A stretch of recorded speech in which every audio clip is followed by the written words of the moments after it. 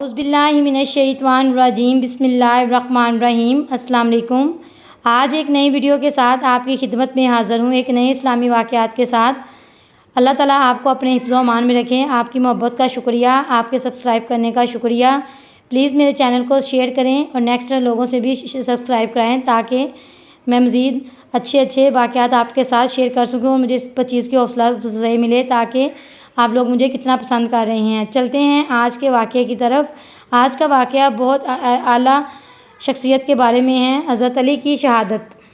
حضرت علی علیہ السلام کی شہادت۔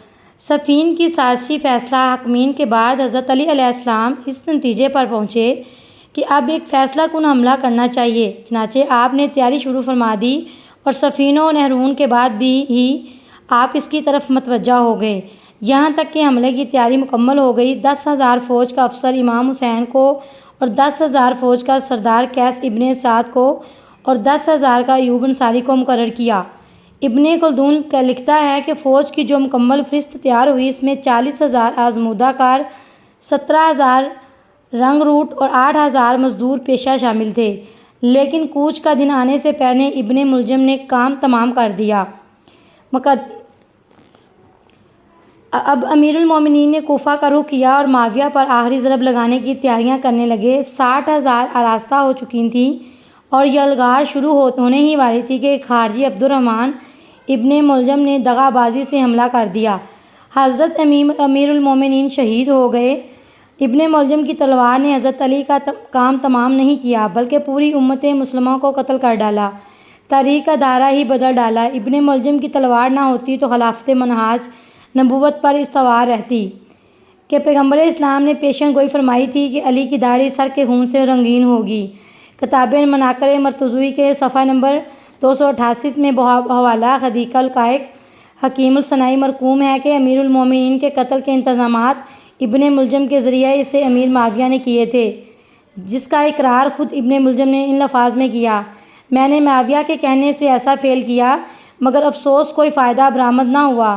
ملاحظہ ہو کہ ذکر بعد سے صفحہ نمبر 20 کتاب الارج میں عبد الرحمن بن ملجم نے کوفہ پہنچ کر 1,000 درہم کی ایک تلوار خریدی اور اسے زہر میں بجھا لیا اور موقع کی تلاش میں کوفہ کی گلیوں میں کے چکر کاٹنے لگا۔ اسی دوران میں ایک دن اس کی نظر ایک حسین عورت پر پڑی جس کا نام قطامہ بنت نجبہ تھا اور جو معاویہ کی رشتہ دار خاتون تھی۔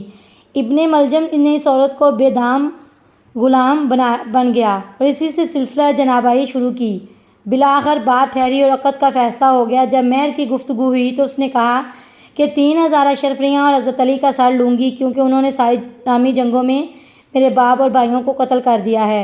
ابن ملجم نے جواب دیا کہ مجھے منظور ہے، خدا کی قسم تو نے ایسی چیز مانگی جس کے لیے خود اس شہر میں بھیجا گیا ہوں، البتہ تجھے بھی اپنے وعدوں کا پاس و لحاظ رکھنا چاہیے۔ اس نے کہا ایسا ہی ہوگا۔ اس عہد و پیمان اور وعدہ و عید کے بعد ابن ملجم تگ و دو سعی اور کوشش و جدوجہد میں مشغول ہو گیا۔ حضرت علی نے زمانہ شہادت قریب ہونے پر کئی بار اپنی شہادت کا اشارہ اور کنایہ میں ذکر فرمایا تھا۔ منقول ہے کہ ایک دن اپنے خطبہ میں فرماتے ہیں ناگاہ امام حسن دوران خطبہ میں آئے گئے۔ حضرت علی نے پوچھا بیٹا آج کون سی تاریخ ہے اور اس مہینے کے کتنے دن گزر چکے ہیں؟ آپ نے عرض کی بابا جان 13 دن گزر گئے ہیں۔ پھر حضرت نے امام حسین کی طرف رخ کر کے پوچھا بیٹا اب مہینہ کے ختم ہونے میں کتنے دن باقی رہ گئے ہیں؟ امام حسین نے عرض کیا بابا جان 17 دن رہ گئے ہیں۔ اس کے بعد آپ نے اپنی ریش مبارک پر ہاتھ پھیر کر فرمایا کہ ان قریب قبیلہ مرد کا ایک نام مراد میری داڑھی کو سر کے خون سے رنگین کرے گا۔ حضرت علی کا اصول یہ تھا کہ آپ ایک دن اپنے بیٹوں کے ہاں افطار فرمایا کرتے تھے اور صرف ایک لقمہ تناول کرتے، اور ایک روایت ہے کہ آپ نے اپنی بیٹی کلثوم سے فرمایا کہ ان قریب تم لوگوں سے رخصت ہو جاؤں گا۔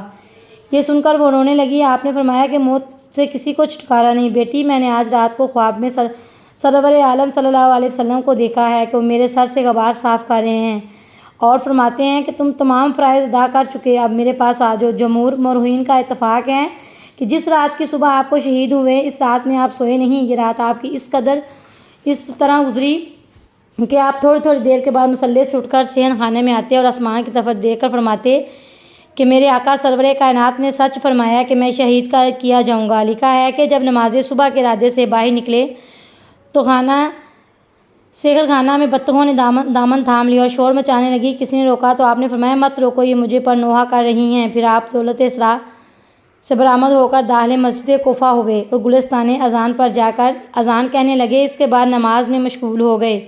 جب آپ سجدہ اول میں گئے، نامراد ابن ملجم مرادی نے اس سر اقدس پر تلوار لگا دی۔ یہ تلوار اس جگہ سے جس جگہ جنگ خندق میں عمر بن عبدود کی تلوار لگ چکی تھی۔ ضرب کے لگتے ہی آسمان سے آواز آئی، القاتل امیر المومنین! آگاہ ہو کہ امیر المومنین قتل ہو گئے۔ اس کے بعد آپ زمین پر لوٹنے لگے اور زخم پر مٹی ڈال کر بوئے، فضت برلقب خدا کی قسم میں نے حیات ابدی پائی اور کامیاب ہو گیا۔ ضرب لگانے کے بعد ابن ملجم بھاگا۔ لوگوں نے تعقب کیا۔ میں آپ کو خون میں نہایا ہوا دیکھ کر اولاد دو صحابہ نے گرید کرنا شروع کر دیا۔ آپ علیہ السلام نے فرمایا بس رک چکو اور مجھے گھر لے چلو۔ یہ سن کر حضرت امام حسین اور حسن حضرت عباس نے ایک گلیم میں ڈال کر آپ کو گھر پہنچایا۔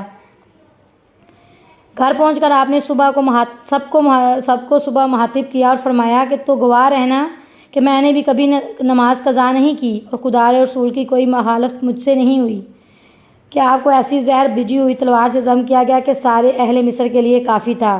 انتقال کے وقت آپ نے نصیحتیں اور وصیتیں فرمائی جو تقویٰ، پرہیزگاری، عبادت، صلہ رحم وغیرہ سے متعلق تھیں۔ پھر ایک توشہ نوشتہ لکھ کر دیا۔ کتاب الاخبار ماتم صفا میں اور بعض کتب تواریخ میں بتایا گیا ہے کہ آپ کی خدمت میں شربت پیش کیا تو آپ نے تھوڑا سا پی کر قاتل کو بھجوا دیا۔ حضرت کلثوم نے ابن ملجم سے کہلایا کہ اے دشمن خدا، تو نے میرے امیر المومن کو شہید کر دیا۔ تو نے اس سے جواب دیا کہ امیر المومن کو نہیں، میں نے تمہارے باپ کو قتل کیا اور ایسی تلوار سے قتل کیا جسے 1 ماہ زہر پلاتا رہا ہوں۔ کشف النور ترجمہ میں بتایا گیا کہ آپ نے آخری وقت اپنے سب بیٹوں کو بلا کر امام حسن حسین کے اطاعت اور امداد کا حکم دیا اور فرمایا کہ یہ فرزند رسول ہیں۔ آپ نے اپنی تمام اولاد و ازواج کو امام حسن کے سپرد فرمایا۔ حضرت عباس کو امام حسین کے حوالے کر کے فرمایا کہ تمہارا یہ غلام ہے، کربلا میں کام آئے گا۔ کتاب عقد الفرید میں ہے کہ آپ نے امر خلافت امام حسن کے سپرد فرمائی۔ کتاب وسیلۃ الجنات میں ہے کہ امام حسن حضرت علی کی وصیت کے مطابق امام برحق اور خلیفہ وقت قرار پائے۔ 21 رمضان کو آپ علیہ السلام نے انتقال فرمایا۔ اسی شب کو حضرت عیسیٰ آسمان پر اٹھائے گئے۔ حضرت موسیٰ نے رحلت کی اور یوشع بن نون نے وفات پائی کہ امام حسن اور امام حسین عبداللہ بن جعفر نے غسل دیا اور محمد حنفیہ نے پانی ڈالنے میں مدد کی۔ کفن پہنانے کے بعد حضرت امام حسن نے نماز جنازہ پڑھائی۔ جب آپ کو جس جگہ غسل دیا گیا اسی جگہ حضرت نوح کی بیٹی کا گھر تھا۔ شہادت کے وقت آپ کی عمر 63 سال تھی۔ بعض تواریخ میں ہے کہ آپ کی قبر حضرت نوح کی بنائی ہوئی تھی اور آپ کا جنازہ سرانے کی طرف سے فرشتے اٹھائے ہوئے تھے۔ تاریخ ابوالفضل میں ہے کہ آپ نجف اشرف میں سپرد خاک کیے گئے جو اب آپ کی زیارت گاہ عام ہے۔